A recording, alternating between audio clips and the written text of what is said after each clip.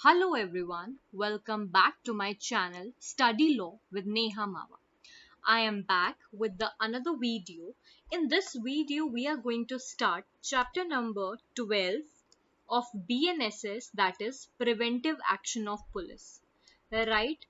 तो सबसे पहले BNSS we all know is a procedural law जो बात करता है that how we gonna give the punishment, what are the proceedings in order to make a person convict or acquit, whatever the case is. So chapter number 12 जो है आज हम बात करेंगे, जो बात करता है preventive action of the police की. पुलिस अथॉरिटीज की ड्यूटी होती है अपने सिटीजन्स को प्रोटेक्ट करना, पीपल को प्रोटेक्ट करना फ्रॉम कॉग्निजेबल ऑफेंसेस. तो सेक्शन 168 जो है वो बात करता है police to prevent the cognizable offence. Let me tell you, there are two kind of offences. एक कॉग्निजेबल ऑफेंस होते हैं, हमारा नॉन कॉग्निजेबल ऑफेंस होता है. कॉग्निजेबल ऑफेंसेस वो ऑफेंसेस होते हैं जो बहुत ज्यादा सीरियस नेचर के होते हैं, जिनके अगेंस्ट पनिशमेंट या तो डेथ पेनल्टी होती है या लाइफ इम्प्रिजनमेंट होता है या बहुत ज्यादा सीरियस नेचर के पनिशमेंट होता है. बट और ये जो ऑफेंसेस होते हैं कॉग्निजेबल ऑफेंसेस सीरियस नेचर के ऑफेंसेस होते हैं, बहुत डेंजरस होते हैं, बहुत हार्मफुल होते हैं. On the other hand non cognizable offences वो ऑफेंसेस होते हैं जो इतने सीरियस नेचर के नहीं होते, जैसे पनिशमेंट आपको इतनी हार्ड नहीं दी जाती as there in the cognizable offence. तो सेक्शन 168 यही कहता है कि it is the duty of the police कि प्रिवेंट करना कॉग्निजेबल ऑफेंसेस ना हो. Generally we want our society to be very at peace, to be very safe for the people living there. तो कॉग्निजेबल ऑफेंसेस अगर कोई होते हैं तो पुलिस कैसे उसको प्रिवेंट करेगी, and it is the of course the duty of the police to prevent that cognizable offence. Right, then we have section 169 जो बात करता है information of design to commit cognizable offence. Generally कोई भी information जो होती है जो बहुत ज्यादा सस्पिशियस होती है या इंपॉर्टेंट होती है वो सबसे पहले पुलिस अथॉरिटीज के पास आती है. ठीक है, किस जगह पे ये क्राइम होने वाला है, तो हमें अपने जो पुलिस ऑफिसर्स हैं उनको डिप्लॉय करना है वहां पे, ईच एंड एवरीथिंग. तो जो किसी भी कॉग्निजेबल ऑफेंस को करने का डिजाइन जो है उसकी इंफॉर्मेशन सबसे पहले कहाँ जाती है, पुलिस अथॉरिटीज के पास जाती है. It is the duty of the police officers to prevent that thing to happen in future. किसी भी तरीके का कॉग्निजेबल ऑफेंस हो रहा है या इन फ्यूचर अगर होने वाला है या उसका डिजाइन अगर उनको पता है कि कमिट हो चुका है, तो उसे हमें प्रोटेक्ट करने की जरूरत है, पुलिस अथॉरिटीज को उन्हें प्रोटेक्ट करने की जरूरत है. Then arrest to prevent commission of any cognizable offence. इस पूरे में मैं इसको आपको ना नटशेल इसका पूरा बताती हूँ. चैप्टर नंबर 12 जो प्रिवेंटिव एक्शन ऑफ पुलिस की बात करता है, जिसमें आपके कम से कम सिर्फ 5 सेक्शंस है.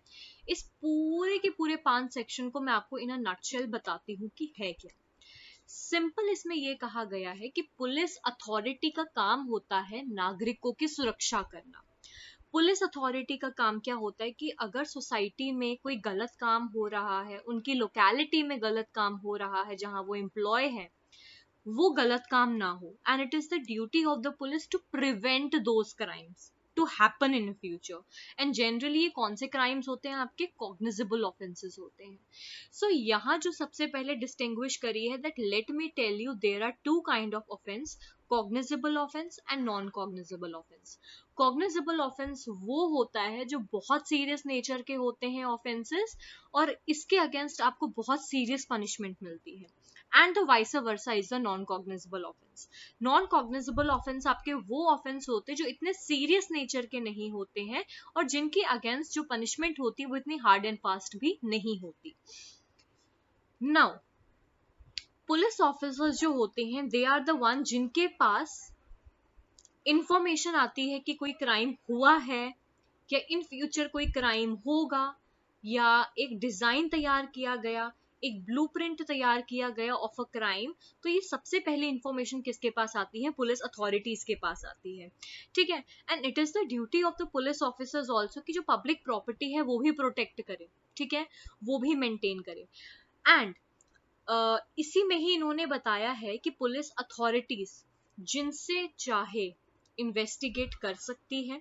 ठीक है, और पुलिस ऑफिसर्स ने जो डायरेक्शन दी है to follow for the general public, वो फॉलो करनी पड़ेगी।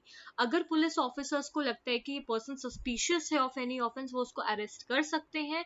प्रॉपर इन्वेस्टिगेशन के बाद अगर वो पर्सन गिल्टी नहीं फाउंड होता तो उसको एक्विट कर सकते हैं, छोड़ सकते हैं, राइट। तो पूरा सेक्शन जो है यही बताया गया है। Then we have chapter number 13 जो बात करता है information to police and their power to investigate. सबसे पहला जो आपका सेक्शन है वो है 173 जो बात करता है इंफॉर्मेशन इन कॉग्निजेबल ऑफेंसेस की। कॉग्निजेबल केस क्या होते हैं मैं नहीं बताऊंगी, मैं रिपीट कर चुकी हूं। इसमें ये कहा गया है जो एफआईआर होती है, एफआईआर हम किसको देते हैं? ऑफ कोर्स आपके पुलिस को देते हैं, पुलिस स्टेशन में देते हैं, पुलिस ऑफिसर्स को देते हैं। कंप्लेंट कहाँ फाइल होती है आपकी? In the front of magistrate, magistrate के सामने जो है कंप्लेंट दी जाती है। जो एफआईआर हम पुलिस स्टेशन में करते हैं ये रिटन भी हो सकती है, ऑरल भी हो सकती है। अगर ऑरल है तो उसको रिटन में कन्वर्ट करना है, रिटन है तो वो रिटन ही रहेगी, और आपका इलेक्ट्रॉनिक वे से भी हो सकता है। अगर इलेक्ट्रॉनिक वे में हुआ है तो 3 दिन के अंदर अंदर पर्सन को आना है और उसको साइन करना है, एक अथॉरिटी, एक ऑथराइजेशन के लिए कि जो मैंने बोला सही बोला। इसके बाद कॉग्निजेबल ऑफेंसेस केसेस क्या है मैं बता चुकी हूँ, बहुत सीरियस नेचर के ऑफेंसेस है, आपका मर्डर है, आपका रेप है, आपका सेक्सुअल ऑफेंसेस है, कोई भी हो सकते हैं। देन वी हैव सेक्शन 174 जो बात करता है information as to non cognizable case and investigation of such cases. अगर आपको नॉन कॉग्निजेबल से रिलेटेड कोई इंफॉर्मेशन मिली है, आप उसको लोगे, आप उसको रजिस्टर करोगे, अपने डेली रिपोर्ट में लिखोगे, फिर आप क्या करोगे, आप उसकी एक समरी बनाओगे, आप मैजिस्ट्रेट के पास जाओगे, मैजिस्ट्रेट को पूरा बताओगे। देन मैजिस्ट्रेट विल डिसाइड कि आपने जो है इन्वेस्टिगेशन शुरू करनी है कि नहीं करनी है, क्या ये सस्पिशियस तो नहीं है, क्या ये फ्रिवलस तो नहीं है, क्या अननेसेसरी ये कोर्ट का टाइम तो नहीं खराब कर रहा। तो ये सारी चीजें जो है वो देखी जाती है बिफोर स्टार्टिंग एनी इन्वेस्टिगेशन, ठीक है। अगर कॉग्निजेबल होता तो investigation on the spot start हो सकती थी। Then we have police officers power to investigate in the cognizable offense. Of course, cognizable offense है, बहुत सीरियस नेचर के ऑफेंस है, ग्रेविटी ऑफ द डेंजर बहुत ज्यादा, तो उस केस में वो इन्वेस्टिगेशन शुरू कर सकते हैं। उन्हें किसी भी मैजिस्ट्रेट की कंसेंट लेने की जरूरत नहीं होती, बट जहां लेने की जरूरत है वहां इंपॉर्टेंट है। Procedure for investigation, procedure for investigation होता क्या है? जब भी पुलिस अथॉरिटीज के पास कोई भी इंफॉर्मेशन आती है तो उनको एक रिपोर्ट तैयार करनी है। वो रिपोर्ट जो होता है वो मैजिस्ट्रेट को वो देंगे। मैजिस्ट्रेट जो होते हैं वो केस को देख के उसके बाद डिसाइड करते हैं that whether they want to proceed it further with it or not. Then we have report house submitted. अब कैसे आप रिपोर्ट को सबमिट करोगे, इट इज वेरी इंपॉर्टेंट। देखो, every report send to magistrate 176 में, ठीक है, कैसे होगा? जनरल और स्पेशल ऑर्डर्स, जिस ऑर्डर में कहा गया है उस ऑर्डर में सेंड की जाएगी रिपोर्ट, रिटर्न में सेंड करी जाती है। Power to hold the investigation और द प्रिलिमिनरी इंक्वायरी, अगर मैजिस्ट्रेट को लगता है this is a very serious case which we need to work upon, तो वो इन्वेस्टिगेशन करना शुरू कर देंगे, प्रिलिमिनरी इंक्वायरी हो जाएगी शुरू। Then we have police officers power to require attendance of witness.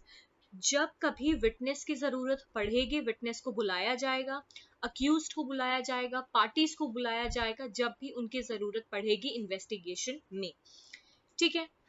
अब एक और प्रोवाइजो यहाँ बोला है कि कोई भी मेल मेंबर जो 15 ईयर्स से नीचे है या 60 ईयर्स से ऊपर है या वुमेन है या मेंटली फिजिकली डिसेबल्ड पर्सन है वो नहीं आएंगे, पुलिस अथॉरिटीज ही उनके रेजिडेंस पे जाएंगी। Then examination of witness by the police, फिर विटनेसेस को एग्जामिन करते हैं पुलिस, उनकी स्टेटमेंट रिकॉर्ड करते हैं, फिर उसमें ये देखते हैं कि जो उन्होंने पहला रिकॉर्ड उन्होंने स्टेटमेंट दिया था क्या वो इसके साथ मैच कर रहा है कि नहीं कर रहा। Then statement to police and use, जो स्टेटमेंट है वो फिर पुलिस यूज करेगी, देखेगी प्रॉपर, तो it's very easy to understand. No inducement to be offered, किसी भी तरीके का inducement, threat, coercion, undue influence नहीं होना चाहिए। जब भी विटनेस है वो अपना फ्री कंसेंट से आना चाहिए वहां पे। Then we have recording of confession and statement. Of course फिर आप कन्फेशंस रिकॉर्ड करोगे, ठीक है, ये देखने के लिए कि कोई उसमें ऑल्टरेशंस तो नहीं हो रहे, उनमें चेंजेस तो नहीं हो रहे, ठीक है। So it is very very important. Then we have medical examination of the victim of rape.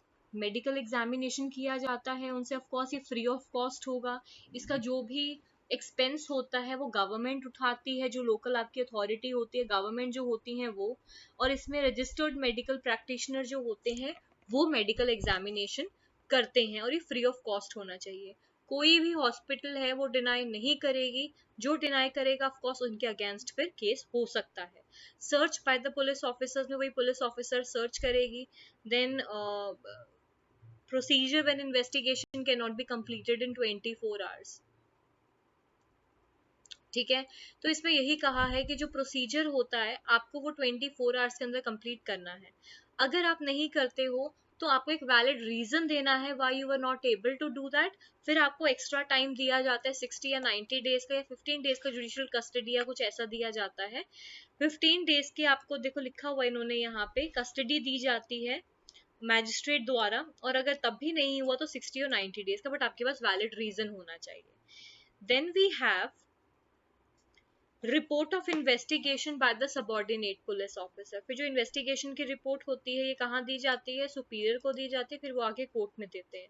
Cases to be send to magistrate when evidence is sufficient. अगर आपके एविडेंस, देखो इन्वेस्टिगेशन क्या होता है, कलेक्शन ऑफ एविडेंसेस। आप evidences collect करोगे, आप witnesses को बुलाओगे, उनका एग्जामिनेशन करोगे, आप ये देखोगे कि क्या जो वो स्टेटमेंट दे रहे हैं क्या वो सही है या नहीं है। ये सब चीजें जो है वो कंसिडर करी जाती है, तभी विटनेसेस को बुलाया जाता है। विटनेसेस के साथ किसी भी तरीके की जबरदस्ती नहीं होनी चाहिए, जो भी वो बोल रहे हैं वो उनका सेल्फ वॉलंटरी होना चाहिए। Then we have complainant and witness need not required to accompany police officer not to subject to restraint, diary of proceedings in investigation। ठीक है, ये सब इतना important नहीं है, ऊपर ऊपर से पढ़ लेना एक बार। Police to inquire on report on suicide, वही चीज है, किसी भी तरीके का अगर ऑफेंस होगा पुलिस ऑफिसर हमेशा पहले इंक्वायरी करती है, इन्वेस्टिगेशन चलता है of course with the consent of the magistrate. फिर पावर है उनके पास कि वो पर्सन को समन कर सकते हैं to appear in the court. फिर इंक्वायरी होगी, ठीक है, फिर अगर समन नहीं है फिर जो है आपके वारंट भेजे जाते हैं। ऑफ कोर्स 3 टाइम समन भेजे जाते हैं, अगर नहीं आया तो डायरेक्टली वारंट भेजा जाता है। और इसके बहुत ज्यादा बैड कॉन्सिक्वेंसेस भी होते हैं अगर पर्सन जो है फॉलो नहीं करता है कोर्ट के रूल्स को, कोर्ट के प्रोसीजर्स को, और कोर्ट के कॉलिंग को अगर वो नहीं मानता है। राइट, तो इसमें जनरली आपका सिर्फ यही बताया गया है चैप्टर नंबर 13 में। Let me bring down the chapter. Chapter number 13 जो है वो सिंपल यही बात कहता है कि इंफॉर्मेशन आपको पुलिस को देनी है और क्या क्या उनकी पावर्स है टुवर्ड्स टू इन्वेस्टिगेशन। ठीक है, अगर किसी पुलिस को आपने इन्वेस्टिगेशन करने का मौका दिए तो ऑफकोर्स आपने उसको पहले वैलिड इन्फॉर्मेशन दी होगी। पहले हम पुलिस ऑफिसर्स को इन्फॉर्मेशन देते हैं, उसके बाद हम क्या करते हैं, इन्वेस्टिगेट करना शुरू करते हैं। अगर तो आपका कॉग्निजेबल है तो इन्वेस्टिगेशन डायरेक्टली पुलिस ऑफिसर्स भी कर सकते हैं, अगर नॉन कॉग्निजेबल है तो मैजिस्ट्रेट का कंसेंट बहुत जरूरी होता है। Right, so I hope you understood. इसमें इतना ज्यादा कुछ नहीं है, बट अगर आपको एक एक पॉइंट ब्रीफ में चाहिए आप मुझे कमेंट बॉक्स में लिख दीजिए, मैं आपको समझा दूंगी। Right, so till then subscribe to my channel, like my video and share with your friends. Thank you and have a nice day.